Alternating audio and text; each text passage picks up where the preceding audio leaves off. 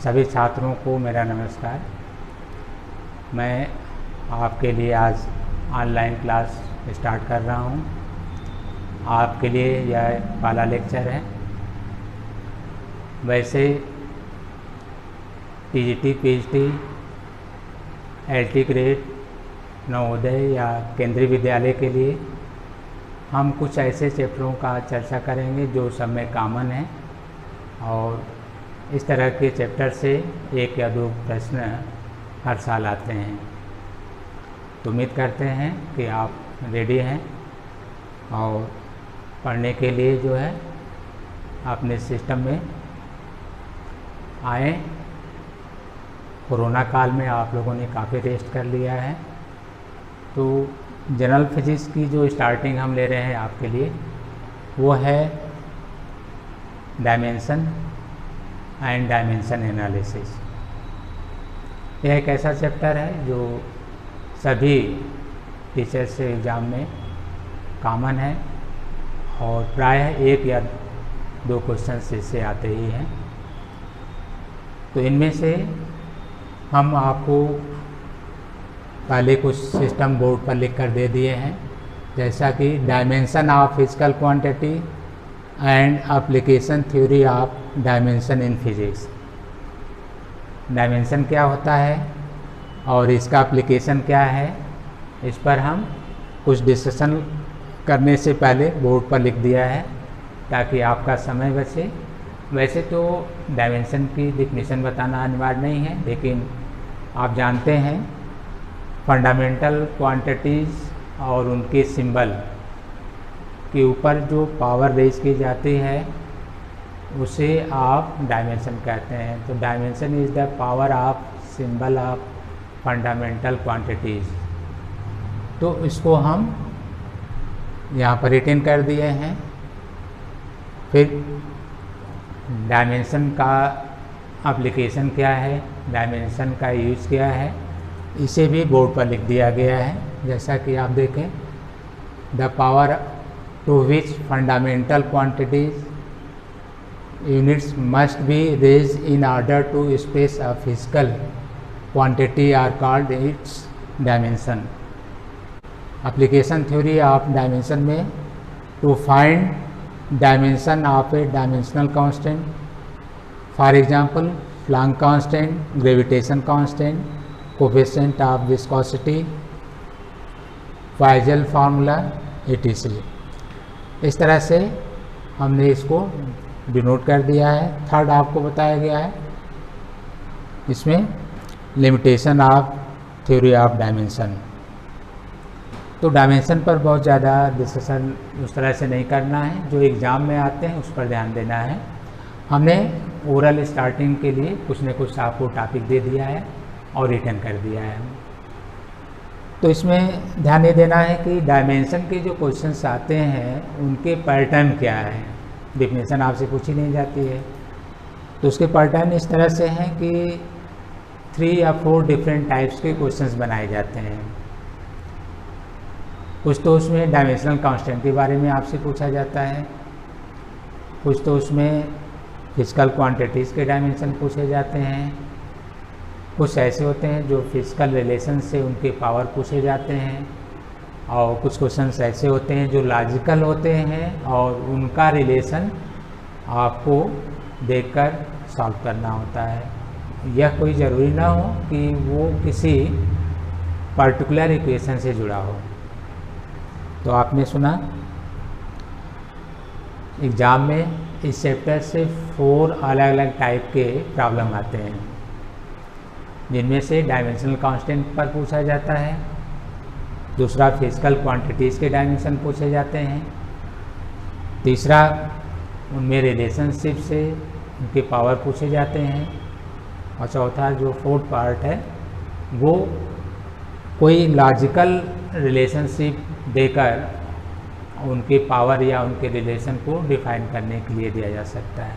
ये 4 तरह हैं जो अलग अलग डायमेंशन में यूज़ किए जाते हैं। तो हम ये कह सकते हैं कि उनमें से किसी एक पार्ट को लेकर हम क्लियर करेंगे, और आप देख सकते हैं जैसे डायमेंशनल कांस्टेंट के बारे में कहा जाता है, बहुत छोटा हम एग्जांपल आपको दे रहे हैं, जैसे E equal to H nu. H आप जानते हैं प्लांक कांस्टेंट है और न्यू फ्रीक्वेंसी है, E एनर्जी है। तो हम H का डायमेंशन डिफाइन करते हैं। H का डायमेंशन डिफाइन करने के लिए H equal to E upon nu. E क्या है यहाँ पर? एनर्जी है। न्यू क्या है? फ्रीक्वेंसी है। तो एनर्जी को आप चाहें तो यूनिट के रूप में भी अगर लर्न करना है तो यूनिट लिखते हुए इसको सॉल्व करें, या डायरेक्ट डायमेंशन के रूप में भी लिख सकते हैं। तो अगर आप इसको अलग अलग सॉल्व करना चाहते हैं तो यहाँ पर एनर्जी के लिए ml 2 t minus 2 t minus 1, ये अलग अलग रखकर ये एनर्जी के लिए है, और जो वर्क से डिफाइन किया गया है फोर्स इनटू डिस्प्लेसमेंट से, और ये फ्रीक्वेंसी के लिए है। अब आप इसको सॉल्व कर लेते हैं। ml2 t minus 1। तो इस तरह से आपने प्लांक कांस्टेंट का डायमेंशन डिफाइन कर लिया। तो प्लांक कांस्टेंट या और भी आप निकाल सकते हैं, जैसे F equal to G M upon R square. Gravitation constant का यहाँ से डायमेंशन निकाल सकते हैं।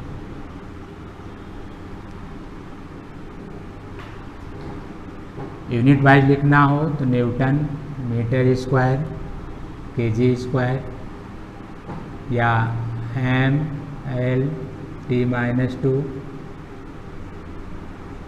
L2 m power 2।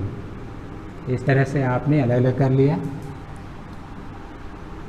और कंबाइंड जब आप सॉल्व करेंगे m माइनस 1 पावर देखिए इसका, और इसका पावर ऐड कर लीजिए, मल्टीप्लिकेशन में पावर ऐड हो जाएगा 3t माइनस 2। तो इस तरह से डायमेंशन कांस्टेंट को आप डिफाइन कर सकते हैं, जैसा कि हमने h का दिया, g का दिया, और भी आप सॉल्व कर सकते हैं।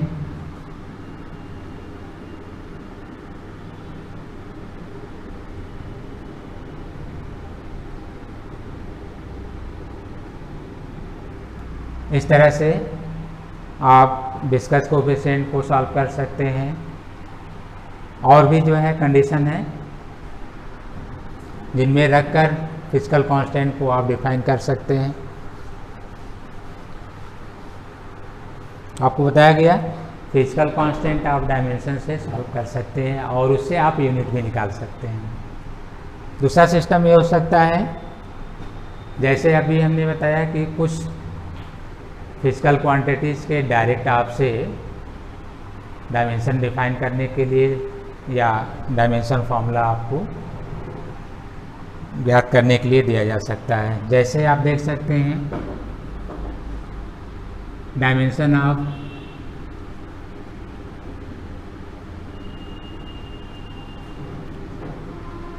पोटेंशियल या ग्रेविटेशन पोटेंशियल,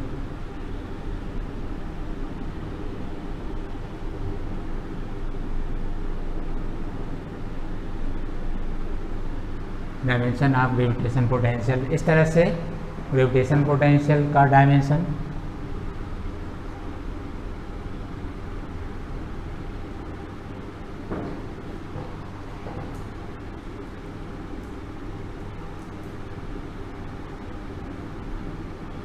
हम पोटेंशियल का सिंबल भी दे रहे हैं, और it is define ratio of work done per unit mass where the block is coming from infinity to at any point in the space of gravity।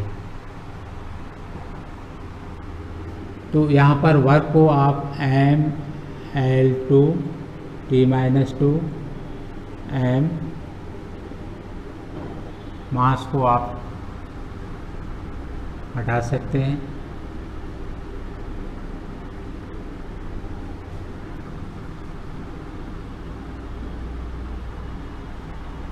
ये define किया जा सकता है।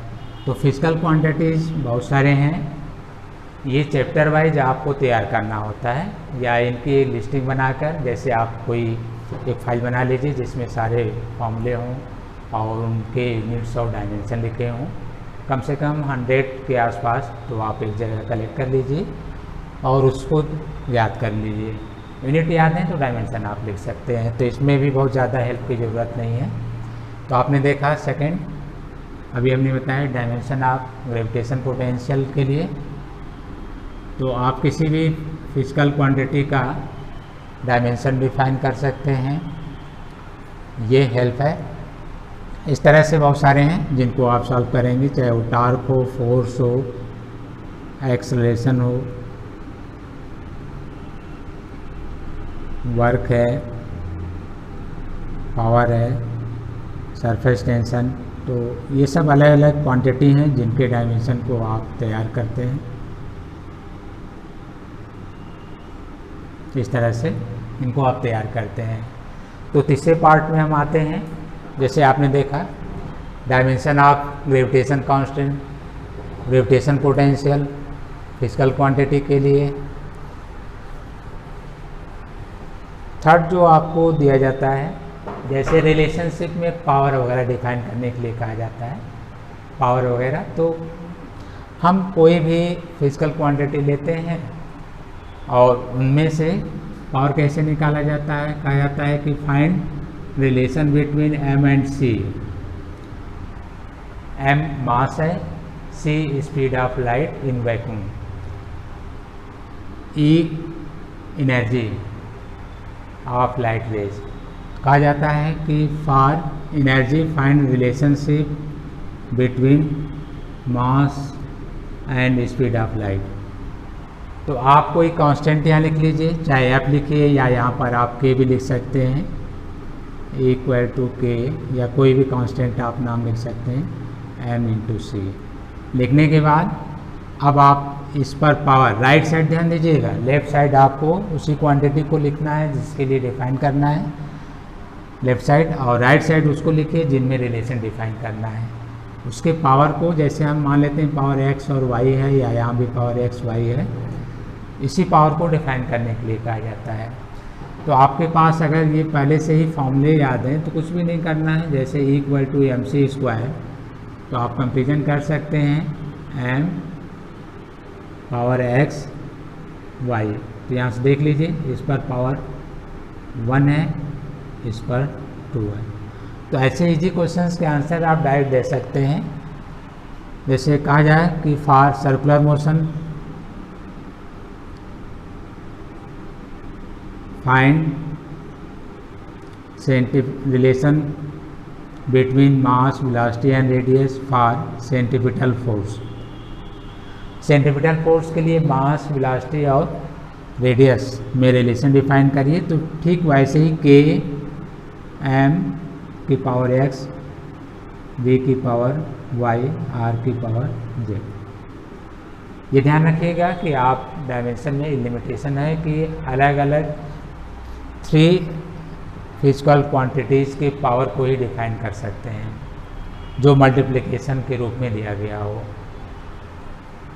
और उनके डिवीजन के रूप में सॉल्व करने पर आ सकता है पावर, और फ्रैक्शनल के रूप में भी आ सकता है। लेकिन हम 3 से अधिक अगर फिजिकल क्वांटिटीज़ लेते हैं तो उसमें एरर इशू करता है। जैसे हमने इसको लिखा, तो अगर आपको सेंट्रीपिटल फोर्स के लिए फॉर्मूले पहले से मालूम है, जैसे mv स्क्वायर अपान r, तो आप यहाँ डायरेक्ट देख सकते हैं mv स्क्वायर r की पावर -1, या fc m की पावर x, v की पावर y, r की पावर z। तो x 1 हो गया, y 2 और z -1 हो गया। तो प्रयास क्या करना चाहिए एग्जाम में कि सारे फॉर्मूले आपको याद हैं और पावर तुरंत आप लिख लें। फिर भी अगर नहीं जानते हैं तो जो प्रोसेस है उससे आप सॉल्व करेंगे, टाइम आपका लास्ट होगा। जैसे देखिए, इसको अगर आपको सॉल्व करना होगा एनर्जी के लिए, तो m की पावर x, c की पावर y, एनर्जी का डायमेंशन लिख लीजिए, मास का लिखिए,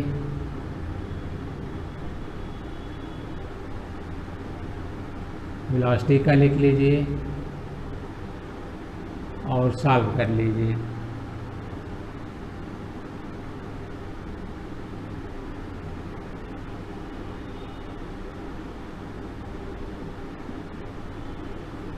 जैसा कि देखिए ये रिटर्न कर रहे हैं। अब आप इधर पावर का कंपेरिजन कर सकते हैं। जैसे देखिए m की पावर 1 या x equal to 1, y power यहाँ पर 2, t एल टी माइनस 1, यहाँ से देख लीजिए एल की पावर y, टी की पावर माइनस y। एनर्जी के लिए m L square T minus 2, यहाँ पर पावर है m की पावर या मास के लिए है x, और ये एल टी माइनस 1 वेलोसिटी के लिए है, और यहाँ से पावर लिया गया है। इसमें कंपेरिजन करते समय इधर से देखिए m एनर्जी के लिए फॉर्म में 1, x यहाँ पर y 2 है, और y की पावर यहाँ पर इसको जो दिया गया है t के लिए भी देखिए यहाँ से, तो -y -2 या y इक्वल टू 2, आप इससे भी सॉल्व कर सकते हैं। इस तरह से आपने x1 y2 प्राप्त कर लिया, यहाँ रख सकते हैं equal to m1 c2 mc²। तो सॉल्व करने में आपका समय लॉस होगा। कंपटीशन में इस तरह से उम्मीद नहीं की जाती है कि आप छोटे क्वेश्चंस का सलूशन के द्वारा आंसर दें।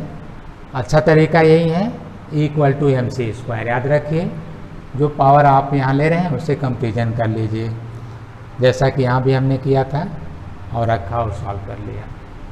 तो आपने देखा इस तरह से दो अलग अलग सिस्टम है जो आपको अभी हमने बताया। रिलेशनशिप आप डिफाइन कर सकते हैं अलग अलग 3 क्वांटिटीज़ में। आप फिजिकल क्वांटिटीज़ के डायमेंशन और यूनिट डिफाइन कर सकते हैं। थर्ड, किसी लॉजिकल फंक्शन का रिलेशन बता सकते हैं जिनका कोई आपस में रिलेशन नहीं है पहले से। जैसा कि अभी हमने कोई रिलेशन दिया था आपको, फिर हम न्यू कंडीशन दे रहे हैं। मान लीजिए कि E is the fundamental unit of, E is the fundamental symbol for dimension, then dimension of mass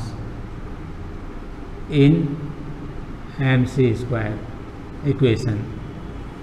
यदि हम ऊर्जा के सिंबल को फंडामेंटल यूनिट का सिंबल मान लें, जैसा कि E लिखे हैं, तो मास का डायमेंशन फार्मूला क्या होगा जब किसी स्पीड ऑफ लाइट है। तो जिसको कहा जा रहा है कि सिंबल को आप फंडामेंटल सिंबल मान लीजिए, जैसे ऊर्जा को कहा गया, तो आप उसको डायमेंशन की तरह रिटेन कर दीजिए जैसे E। मास का कहा जा रहा है, डिफाइन करिए इसको। स्पीड का आप जानते हैं LT-1, आप डिवाइड कर दीजिए, तो मास का आपको डायरेक्ट मिल गया E/LT-1।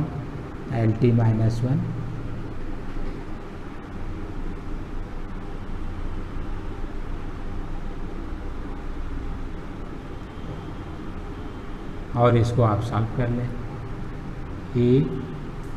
EL-2 T⁻²। तो आपने देखा ये लॉजिकल हो गया, क्योंकि आपको डायमेंशन में एनर्जी का डायरेक्ट सिंबल E नहीं दिया गया है। बहुत सारे ऐसे फॉर्मूले हैं जो लॉजिकल होंगे और आपको डिफाइन करना होगा। तो आज स्टार्टिंग में आपको बहुत ज़्यादा हम टॉपिक्स नहीं दे रहे हैं। हमने आज हेल्प किया कि डायमेंशन के जो क्वेश्चंस आते हैं वो 4 तरह के आते हैं, आपको याद भी हो गया होगा। पहला हमने बताया था डायमेंशनल कांस्टेंट डिफाइन करने के लिए देता है। दूसरा आपको हमने बताया फिजिकल क्वांटिटीज़ के डायमेंशन लिखने के लिए देता है। तीसरा आपको हमने बताया रिलेशनशिप द्वारा पावर डिफाइन करने के लिए देता है। और चौथा आपको अभी हमने बताया जिसमें किसी लॉजिकल रिलेशनशिप की सहायता से आपको फंडामेंटल क्वांटिटीज़ या किसी फिजिकल क्वांटिटीज़ के डायमेंशन को डिफाइन करने के लिए कहता है। तो इस तरह से हम इसमें बहुत सारे टॉपिक्स हैं, आगे भी बढ़ाएंगे। आज आपको ये पहला लेक्चर मिला, कल हम इसमें अच्छे टॉपिक आपको देंगे जिसमें कि हम किसी कांस्टेंट को और उसके डायमेंशन को डिफाइन करने के लिए कैसे सॉल्व करते हैं ये हेल्प करेंगे, और उसके द्वारा आप नए क्वेश्चन को भी सॉल्व कर सकते हैं जो कभी दिया ना गया हो। जैसे q = q0 1 - e की पावर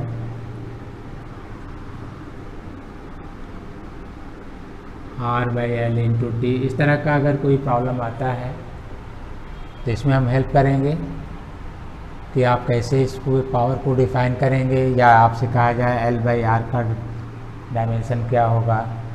तो बहुत सारे ऐसे फॉर्मूले हैं जिनमें हम एडिशनल प्रॉपर्टी द्वारा आपको हेल्प करके बताएंगे। जैसे P + A/B² V - B = RT, इस तरह के फॉर्मूले में जो है आप कांस्टेंट का डायमेंशन कैसे निकालेंगे वैन डर वाल्स समीकरण में, इसको हेल्प करेंगे। और भी हैं, उनमें ट्रिक आपको बताया जाएगा। तो आज के लिए आपको इतना ही मैटर मिल रहा है। इसमें सॉल्व करते समय आपके पास कोई क्वेश्चंस होगा तो उसको आप तैयार रखिएगा, जो लिंक दिया जाएगा उस पर आप क्वेश्चंस भेजिएगा, उसका सॉल्व बताया जाएगा। आज के लिए इतना ही। सभी छात्रों को नमस्कार।